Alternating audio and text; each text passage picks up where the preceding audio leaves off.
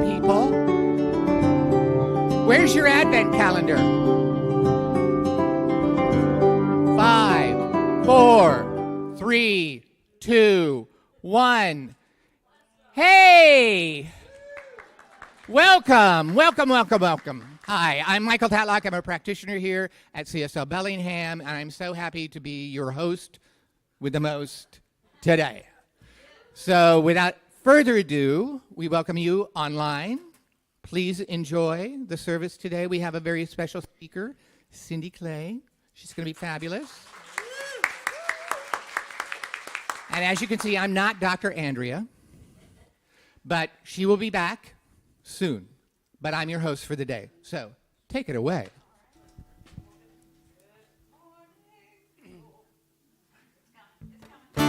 If you all feel like you can stand up, if you're able, we'll sing into this day together. This little light of mine, I'm gonna let it shine. This little light of mine, I'm gonna let it shine. This little light of mine, I'm gonna let it shine. Let it shine, let it shine, let it shine. Everywhere I go, everywhere I go, I'm gonna let it shine. Oh yes, everywhere I go, I'm gonna let it shine. Everywhere I go, I'm gonna let it shine. Let it shine, let it shine, let it shine. All of my life, all of my life, I'm gonna let it shine. All of my life, I'm gonna let it shine.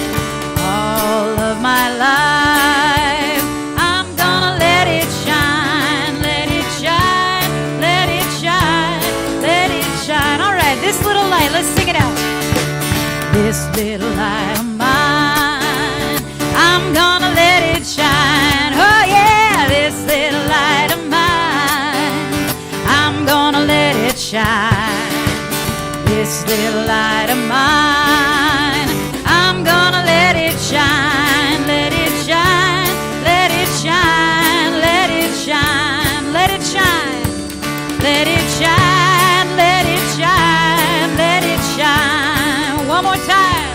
Let it shine, let it shine, let it shine.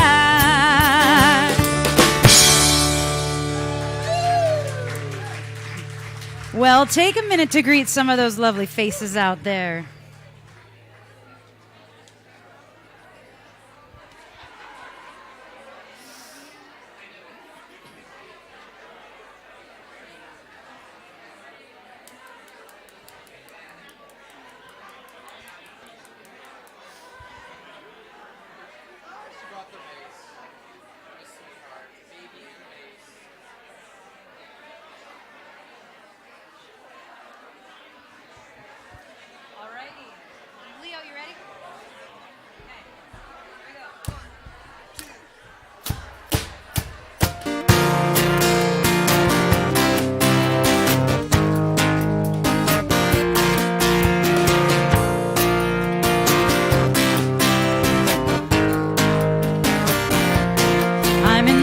Place at the right time. I am just where I'm supposed to be. I'm in the right place at the right time. I am just where I'm supposed to be. I'm in the right place at the right time. I am just where I'm supposed to be. I'm in the right place at the right time. I am just where I'm supposed to be. Oh, my soul is welcome here. Oh, my soul is welcome here. I am getting the message loud and clear. My soul is welcome here.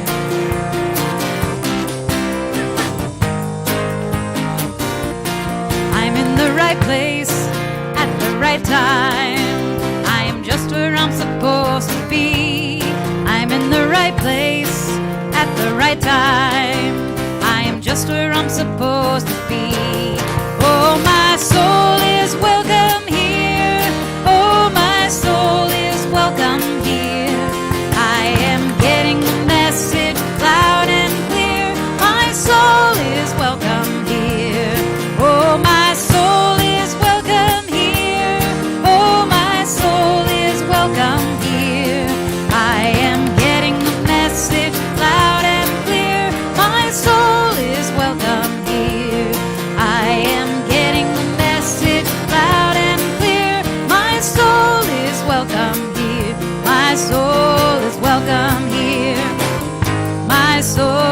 is welcome here. My soul is welcome here. My soul is welcome here. My soul is welcome here. My soul is welcome here.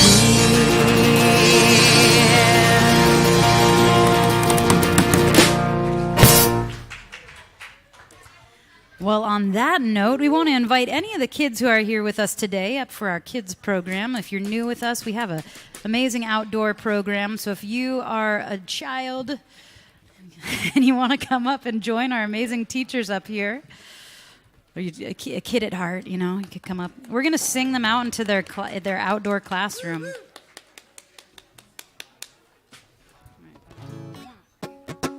Hooray for the world, I'm glad to be on it. Hooray for the world, I'm glad to be on it. Hooray for the world, it's a special place. We got Mother Nature and the human race. The world's got trees and bumblebees, rivers and lakes and the open seas, mountains and valleys and animals too, and a sun that shines on me and you. Hooray for the world, I'm glad to be on it. Hooray for the world, I'm glad to be on it. Hooray for the world, it's a special place. We got Mother Nature and the human race. We got Mother Nature and the human race. And aren't we so thankful that we've got all of that, and all of you on the live streaming. What brought us here today? Does it really matter? We're here, and I can see the light, and I'm sure Bellingham is brighter and more beautiful than ever because of the light we're bringing together here. And I'm so glad you're here with us. And if you'll, I always forget to tell you who I am. I am Wanda Maddox, and one of the practitioners here, and assisting me today is Susan Jancic, and the soundtrack people, or whomever. I was getting a little help here. Okay, so join me now in our prayer together. Thank you. Oh, what a blessing, what a joy, what a privilege, and to be relaxed in the feeling of the flow of the love and light. Each of us is, each of us brings forth, and I'm certain we can even feel it from each and every one in our live streaming audience as well. And I trust you can feel ours too. Knowing that this great power is within all. It is our oneness, our wholeness, and we are here to celebrate that together. And from what I heard earlier this morning in this room, we know how to celebrate each other and the love and the light that we are. So let's step forward now into the service, knowing and being and loving and rejoicing in what is ahead. And so it is.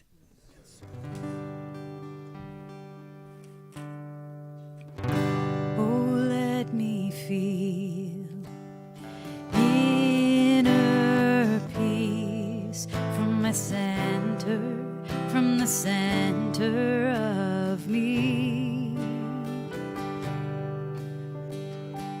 Oh, let me feel inner peace from my center, from the center of me. Oh, let me feel. Oh, let me feel inner peace from my center, from the center of me. Oh, let me feel inner peace from my center, from the center of me. My heart is open. My heart is open. I am awake. There is a knowing of love, love.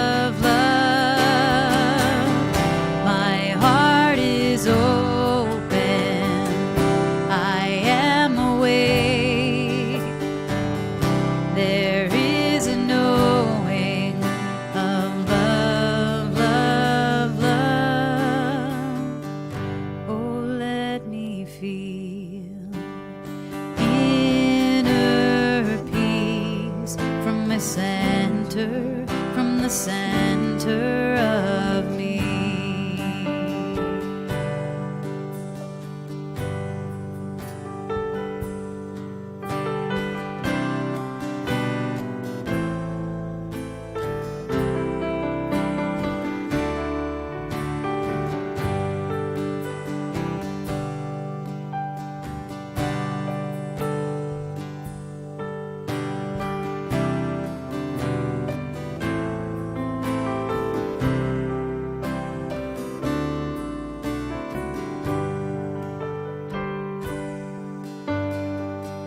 Oh, let me feel inner peace from my center, from the center of me. Oh, let me feel inner peace from my center, from the center of me. My heart is open, I am awake. There is a knowing of love, love, love. My heart is open, I am awake. There is a knowing of love, love, love. My heart is open, my heart is open, I am awake. There is a knowing of love, love, love. Oh, let me feel inner peace from my center, from the center of me.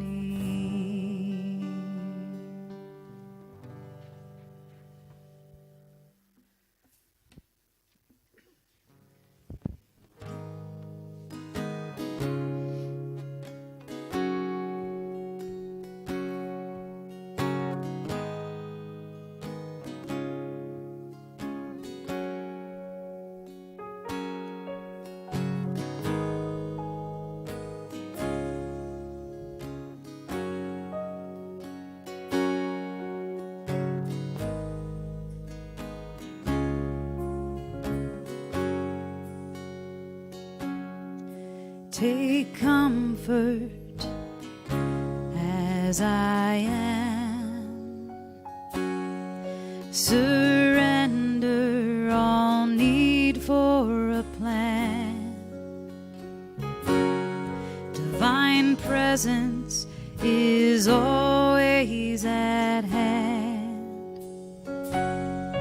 Take comfort as I am. Take comfort. Take comfort as I am. Surrender all need for a plan. Divine presence is always at hand. Take comfort as I am. I know there's only one moving me to be untethered, undone. I accept this love healing, breathing me whole, and give thanks for it is done. Take comfort as I am. Surrender all need for a plan. Divine presence is always at hand. Take comfort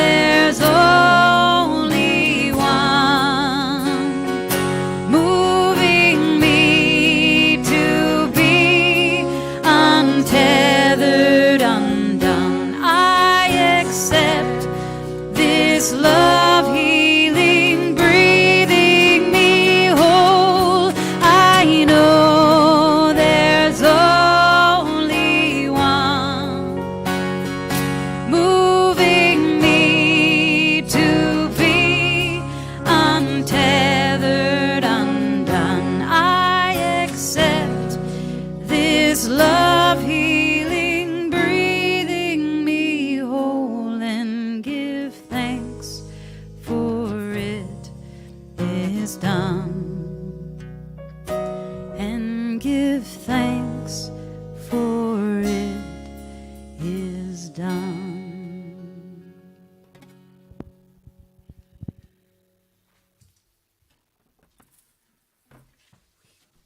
Thank you all. That was lovely. I'm here to introduce our speaker. And our speaker today is a fellow practitioner here, Cindy Clay.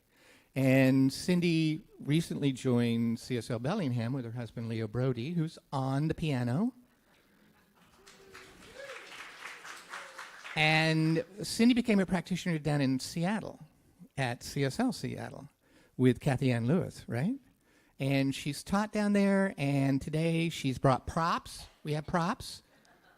And she's going to illuminate you and uplift you. So please welcome Cindy Clay. Thank you, sweetie. Oh, I don't need that, do I? I don't need that. I have this on. Thank you. It's funny because I was thinking about peace at my center, and I wondered if the peace could reside with the butterflies that are in there. So they're all in there together.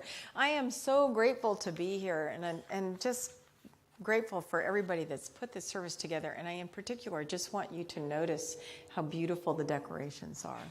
So Susan and her crew, but a lot of Susan, decorated for this, and it's gorgeous. So thank you. So I am also grateful that I get to talk about one of my favorite topics, which is Emma Curtis Hopkins. And the title I chose was There is a Good for You, and You Ought to Have It. So before I get too far down this pike, who is familiar with Emma Curtis Hopkins? Okay, all right, a lot of you, and a lot of you that aren't. So she is known in the New Thought movement as the teacher of teachers. So she wrote and taught in the late 1800s, the early 1900s, and Ernest Holmes studied with her. He was one of her students. Another one of her students, or two of her students, were the Fillmores, who founded Unity. And she taught a number of other people who founded New Thought churches as well. So she's had a tremendous influence on the philosophy that we are sharing here. And I became exposed to her during my practitioner studies at CSL Seattle. It was the foundation of a course called Inward Journey. We have an Inward Journey course here too, but at CSL Seattle, it was all built around scientific Christian mental practice and high mysticism, and this little book I'll mention in just a second. And so in this book, there are 12 chapters, and each chapter corresponds with a spiritual practice. So the first 6 chapters are inward-facing spiritual practices, what we do for ourselves. And the second 6 chapters are outward-facing, how we view the world and what we do with for the world. We're not going to do all 12 spiritual practices, you'll be happy to know. So, but, and the other thing I'll say, if you get all inspired and go get this book, it's really hard to read. So prepare to have a dictionary and read a page at a time and take notes. And it's very dense. It's written in that kind of old-fashioned style. I've read it now 3 times. Every time I read it, I find I miss something. You know, there's something new that I find. And so this little book, actually, I love this little book. It's called Resume. I think of this as the Cliff Notes for her other book, which is High Mysticism, because this is way more accessible. So if you want to explore further, those are your tools. So we're going to talk about the first 2 chapters, which is, the first chapter is called The Statement of Being. And the spiritual practice that comes out of that chapter is Name Your Good, right? And the second chapter is called I have to look all the time to see what the chapters are called, Denials of Science. And it's about denying your false beliefs. So I just want to kind of explore a little bit about what she says, because these spiritual practices have meant so much in my life. I left that course 7 years ago and basically adopted these spiritual practices in my own life. So one thing I want to say is they're designed to be done Monday through Saturday. So there's morning practices and evening practices, and they kind of anchor my spiritual practice now. So let's talk about what it means to the statement of being and name your good. And so what Emma says is that we all have yearnings. We all have desires.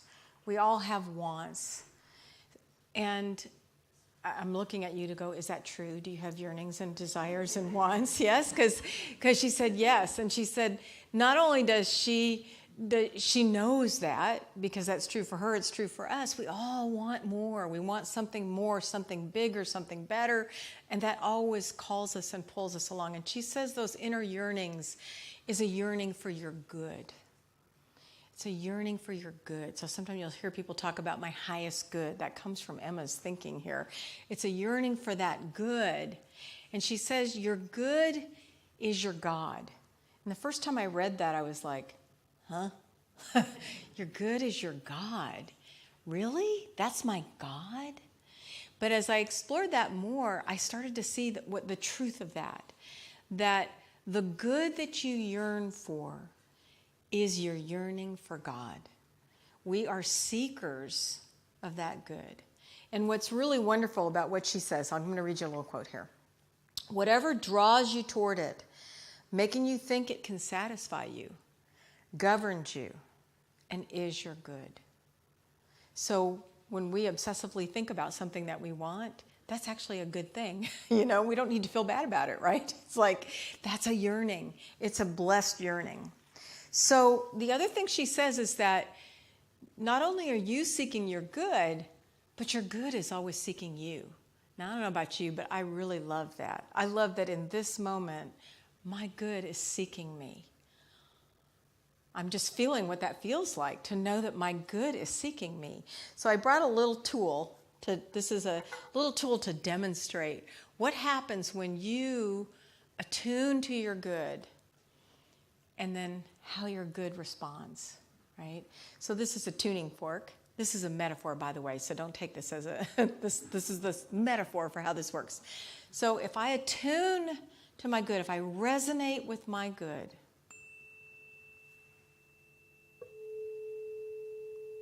my good responds.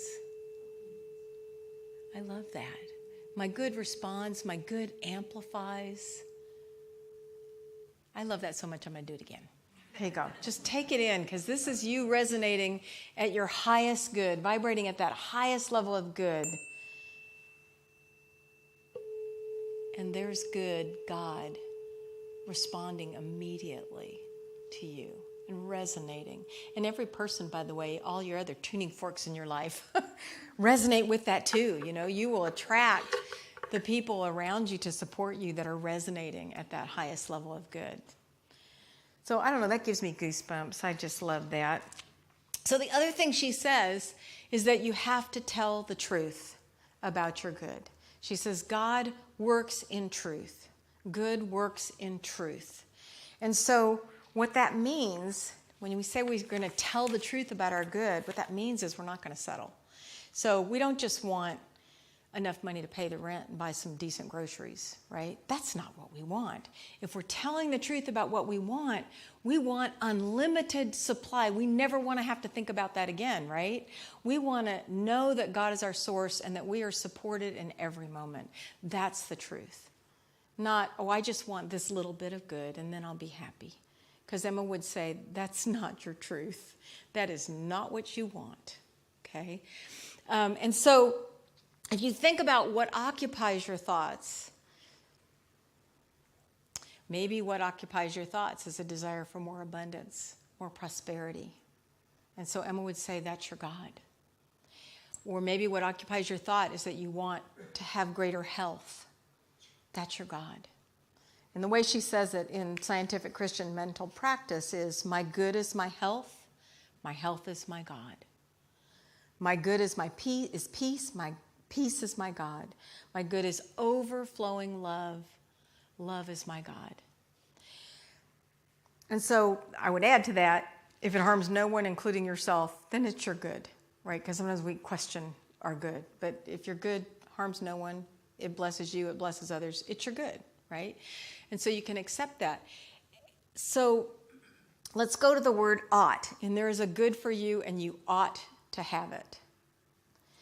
Before we do that, I just want you, the way she writes this in the first chapter is, there is a good for me, and I ought to have it. So I would like you to say that with me. There is a good for me, and I ought to have it. All right? So the word ought, it's an old-fashioned word, but it really means a promise. It means a duty, an obligation, a contract. It basically says, there is a good for me and I ought to have it. That is a given. When I know what my good is, when I speak it with clarity, the universe has to respond. The one presence has to respond. Okay? So last week we talked about recovering skeptics. So, sometimes it's hard for us to hear that if we have had experiences that seem to prove otherwise. Okay? So I want to tell you this little story because it was something that I learned in this journey to understand that there is a good for me and I ought to have it, and that is just the truth, right? So when we were getting ready to move here, Leo and I were purging because we didn't want to move all our junk up to Bellingham from Seattle. It was like, now's the time to, unpack those boxes and get rid of the stuff that we don't need. And I found a box that had 10 years of journals in it that I had been writing in. And I thought, well, let me just take a look at this and make sure, because I was about to pitch it, right? But then I thought, well, what if it's brilliant, Let me take a look at it. And what I found as I looked through each journal is that for a decade, I had been writing about prosperity and abundance and supply and wanting to feel supported by the divine. That had occupied my thoughts for a decade. And I just started laughing. I mean, it just made me giggle because it was like, well, you'd think I'd get it sometime, wouldn't you? But what I really got is that is my desire. That's the yearning that I have to feel 100% supported by my source, my divine source. That's my path to recognizing my unity with the divine. Because sometimes what happens when we don't get what we want is that we give it up. We feel disappointed.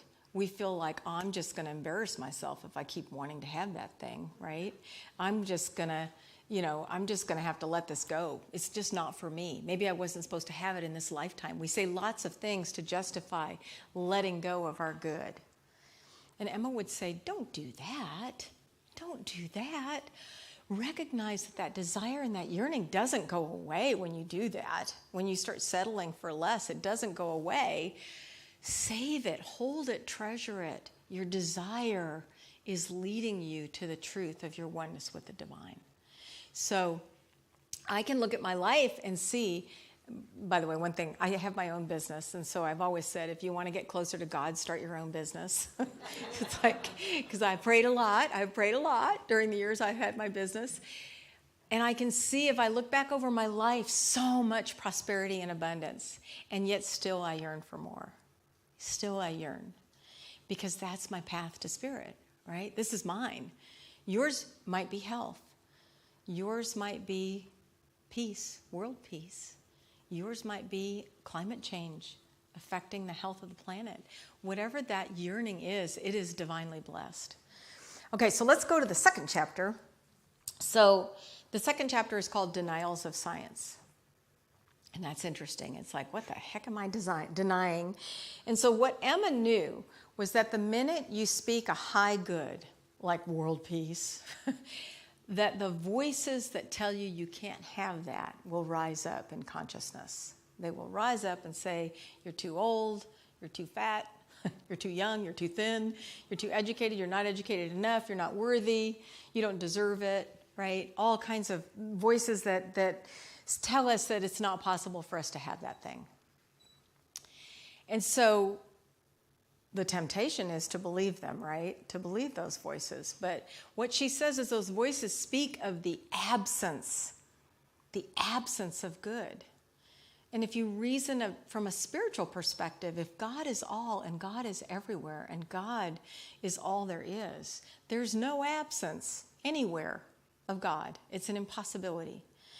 So what she says is that the belief in the absence of good is the definition of evil.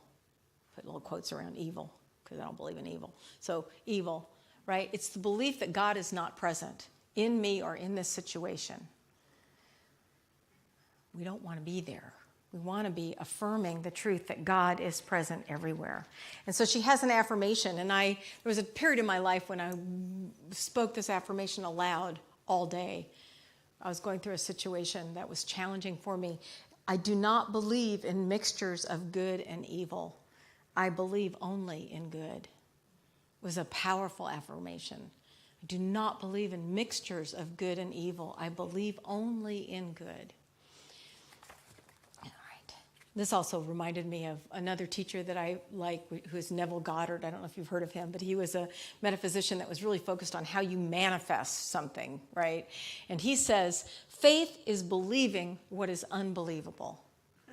Faith is believing what is unbelievable. Because we are right now in this place of faith, thinking about what does it mean to name your good, and what does it mean to deny your false beliefs. So she ends chapter 2 with this thought: we do not need to wait to be free.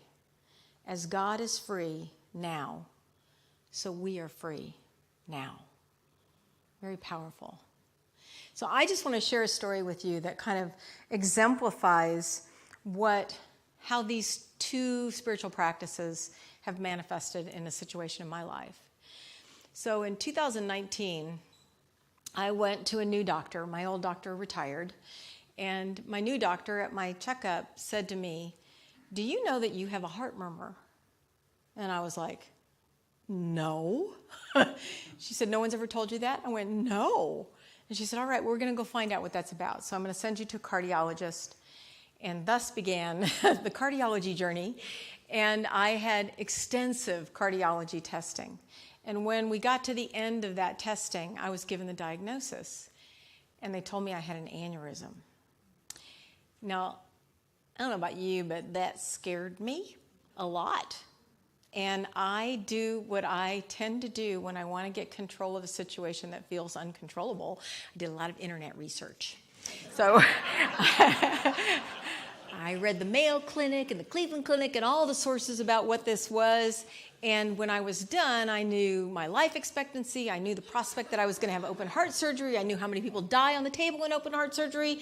I knew what percentage of people die instantly when this ruptures, and I was absolutely terrified. I just felt like any second I could drop dead. And then it occurred to me, perhaps I should call a practitioner. So I called my prayer partner and practitioner, and I started to tell her everything that I had learned about this condition that I now firmly was saying was mine, right? This is mine, and this is what's going to happen, and this is what I've learned about it, and this is my life expectancy. And she very quietly started to say, "Cindy, I'm not buying this. Cindy, I'm not buying this." And she got a little bit louder, because I kept going. I was on a tear. I wanted her to believe that I was going to drop dead any second. It was like I was invested in her knowing how bad this was. And she got louder and louder until finally she yelled at me, "Cindy, I am not buying this." And I finally shut up. And she said, "What is it you want?" And I knew instantly, I want freedom. I want to be free. I don't want to have this thing. I want to be free of it. And she said, "Well, I can work with that." So that began my little journey here with my high desire to be free. So the next year, I was told I'm going to have to go back for cardiac testing every year for the rest of my life, basically, that I would need to be monitored. And I made the lifestyle changes, and I took the medication, and I did the things that the cardiologist recommended. The second year, when I went back, I consulted a different practitioner, and because I knew so much about this condition, she asked me what I wanted, and I said, "I just want this to be stable," because I know that medically it can't shrink, right? It can only stay stable. It just can't get worse. And so I said, "I want it to be stable. I don't want it to be any bigger." And she went, "Would it be okay with you if it was smaller?"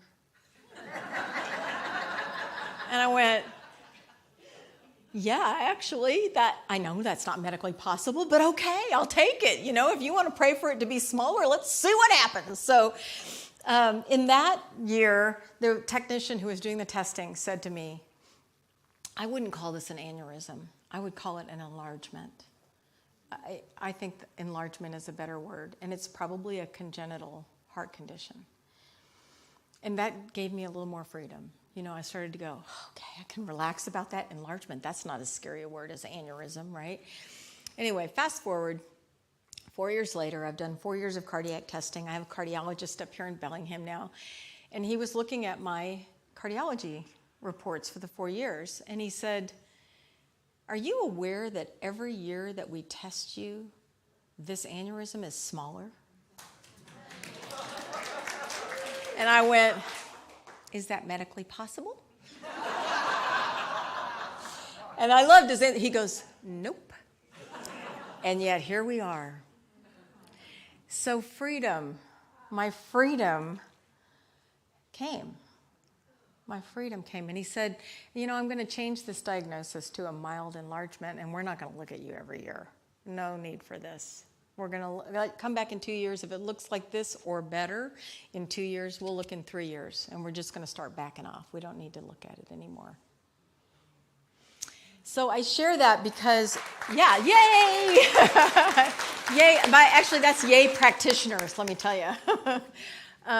It's such a good demonstration of naming your good and denying your false beliefs, denying what's not true, and taking a stand for what is really true. So I want to just summarize kind of what I'm talking about here. Name your good, because your good is your God. So that yearning, that desire is holy. Claim it. Name it. It's your good. And then tell the truth. So what do you really want, right? Go for what you really want, not what you think is possible. Because we are not governed by medical science or human limitations. Those do not govern us. And then attune yourself to good. And your good, your God, will attune itself to you. Deny the absence of good. And remember, there are no mixtures of good and evil. That's not possible. And I think the biggest learning for me was just recognizing that what I yearn for is my path to oneness. That is my path. I want to embrace that. I'll cut to the chase and tell you in the 12th chapter in Scientific Christian Mental Practice, it's called The Crown of Glory. Basically, this is the end game of all 12 of these spiritual practices. I am satisfied with the world in which I walk. She says, you are now one with God, with good. You are right now walking in the finished kingdom. And that's where the practice of these takes you to. So I want to do this one more time because it was just way too much fun. So I want you to just close your eyes and hold your good in your heart and your mind.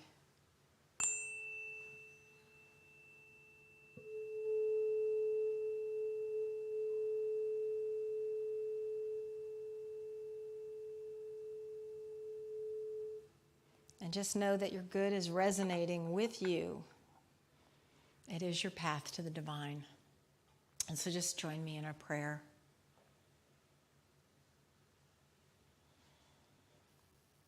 I put my attention on God, on good, on love, on peace, on abundance, on wholeness, on power. The great power that birthed this universe and every sacred being in it. I recognize that there is nothing outside of this great good, that there is nothing separate from this great good, that there is no absence anywhere in this good. It envelops all life, it breathes all life, it is all life. And I recognize my oneness with this power and presence. And I recognize that each person in this service today is one with this power and this good. And that the yearnings of our hearts are blessed. The yearnings of our hearts are bringing us closer and closer to the present realization that all is well, that we are one with what we seek. We are one and have always been one. And that knowing changes our experience for the good. I'm so grateful for these powerful truths from Emma Curtis Hopkins. I'm so grateful that Ernest Holmes listened and expanded and brought us the science of mind. And I release these words now, confident that they are manifesting through the law of good, which is always activated, always operating on our behalf. And if you claim these words for yourself, please say with me now, and so it is. I think I'll sit down. Wasn't that great? Yeah. Very good. A little Emma Curtis Hopkins never hurts anybody. So now I'm going to ask the ushers to come up. And as you know, we are a self-sustaining community here. And so any good that you want to put in the basket, we so gratefully, accept it. So thank you so much. I believe I belong to the earth. I belong. May my life be a song. May my song feed the earth. I believe I belong to the earth. I belong. May my life be a song. May my song feed the earth. I believe, oh, I believe. I belong to the earth. I belong. May my life be a song. May my song feed the earth. I believe I belong to the earth. I belong. May my life be a song. May my song feed the earth. I belong.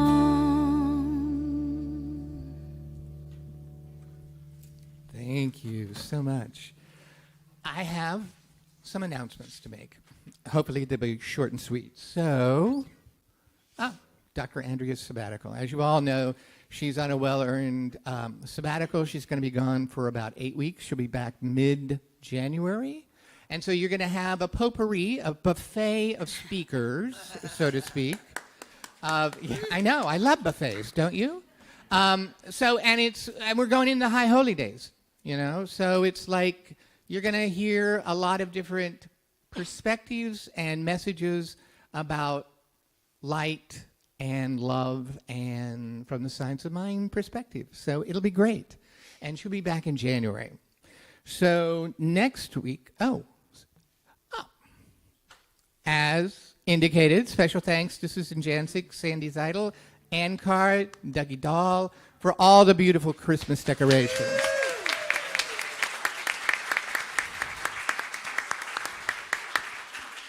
Look at that, you got your own slide. Oh my God. That rocks.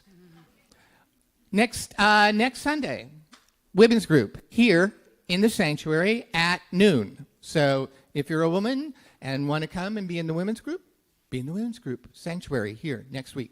Also, men's group next week. Not in the sanctuary, in the classroom. So after coffee, men, go back that way. Okay? Winter solstice on the 21st at 4 p.m. Come join us in the sanctuary. Yeah, it's a very simple winter solstice ritual celebrating the return of the light with us in a special midweek service featuring candlelight, fire, music, and more. The service begins at 4. I think it's here in the sanctuary. The fire's going to be interesting, so who knows? Just saying. My mind boggles. A benefit for the Peruvian women with cancer.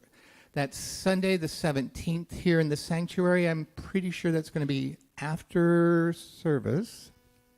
But it's being hosted by Rita Johnson.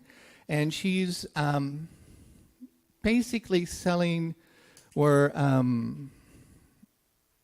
she's participated in the Mind, Body, Spirit Fair in the past, and she's going to be selling alpaca wool ponchos, shawls, socks, hats, leg warmers, and gloves, and other accessories on the 17th as a benefit for Peruvian women with cancer. So if you feel so compelled, it's alpaca, it's great wool. Come and join, participate, help support, Peruvian women with cancer. On the 24th, which is a Sunday, how does that work? We're going to have the Christmas Eve candle lighting celebration at 10:30 for the service. And the Reverend Colleen McGilchrist is going to be here hosting that for you. So I know, right? Totally cool. So 24th, Christmas Eve. Then you can go home and open presents. It's so great. And can I just say something too? Because there's people like, what? You may know that usually we have an evening service, and so this is a bit kind of a change up. So the morning service will be a festive Christmas Eve service. Yes. All in one. No evening service. No evening service. Do not come here in the evening. You'll be opening presents. Right? Well, Christmas Eve. Christmas Eve. People do that. Yeah. Well, that's true. Well, start a new tradition. You can open presents on the 24th. Also, children's teacher update for the elementary teachers. Would love for the parents to feel free to reach out to them if there are any questions or if they have anything planned or would like anything for their child. Please reach out to Nevin Wolf Soluti at nevin.mws@gmail.com. And finally, if you're doing your donations to the center through PayPal, there's a new PayPal email, which is info@cslbellingham.org. There's no hyphen. It used to be a hyphen. There's no hyphen. We removed it, so it's gone. But if you're paying through PayPal, info@cslbellingham.org. That's it for announcements. Thank you so much for allowing me to be a service for you today. Take it away. Yeah, let's sing out into this day together. If you feel like you can stand with us, let's sing Fill Me Up. For the sun that warms this body, for the earth that we call home, for the love that knows no boundary, I am thankful. For the trees that line the mountains, for the sea and life it holds, for the source of inspiration, I am thankful. Love, light, life, fill me up. Peace, power, beauty, joy, fill me up. For the one infinite divine that is and ever was, I am thankful. I am thankful for abundance and growing, for the mystery unfolding, for each and every being, sacred truth we are knowing, for kindness and compassion and the courage to take action, for the law of attraction and the freedom to create. Love, light, life, fill me up. Peace, power, beauty,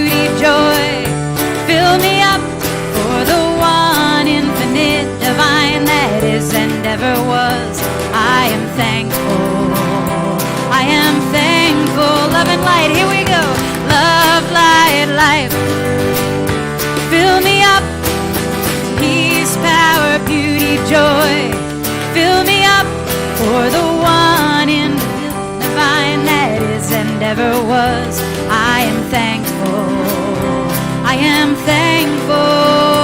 for the sun that warms this body, for the earth that we call home, for the love that knows no boundary. I am thankful. I'm so thankful you were here with us today. We'll see you again soon. Have a good week.